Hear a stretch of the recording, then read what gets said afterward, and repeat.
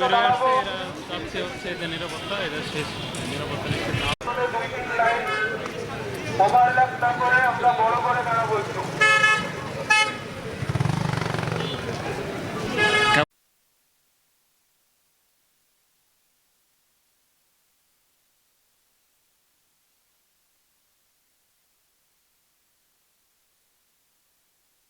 প্রথমত হচ্ছে এখানে আমরা কর্মরত আছি এবং আমরা রোগীদের যথেষ্ট সেবা দেওয়ার চেষ্টা করছি সব সময়।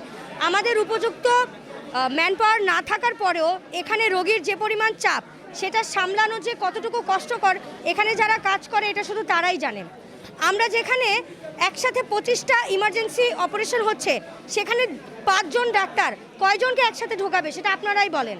সেক্ষেত্রে যদি একজনকে আমরা তো অবশ্যই প্রায়োরিটি দেওয়ার চেষ্টা করব, যে যাকে আগে প্রয়োজন অপারেশন করার আমরা তো তাকেই আগে নেওয়ার চেষ্টা করব। সেক্ষেত্রে যদি রোগীর স্বজনরা না বুঝে একটা মানে রিয়াকশন করে এবং রিয়াকশনের মাধ্যমে তারা ডাক্তারের গায়ে হাত পর্যন্ত তুলছে, সেটা কি আমরা মেনে নিতে পারি? আমাদের কাজ রোগীকে সেবা দেওয়া।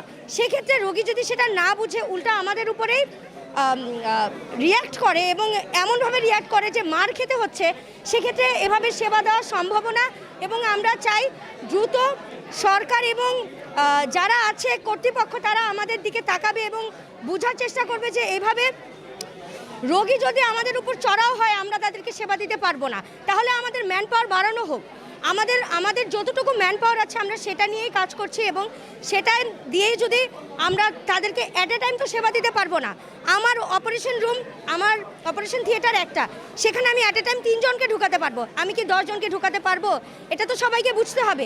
সেটা না বুঝে তারা আমাদেরকে মারলো ধরলো, আমরা এভাবে কাজ করতে পারবো না এবং আমরা এর নিরাপত্তা চাই এবং সেই নিরাপত্তা যদি আমাদের দিতে ব্যর্থ হয় আমরা আমাদের কর্মবিরতি অব্যাহত রাখবো। ধন্যবাদ।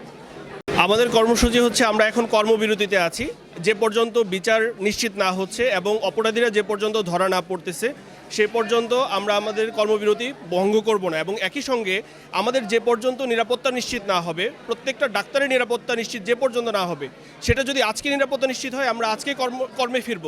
কিন্তু যদি সেটা 1 সপ্তাহ লাগে আমরা 1 সপ্তাহ পরে কর্মে ফিরব।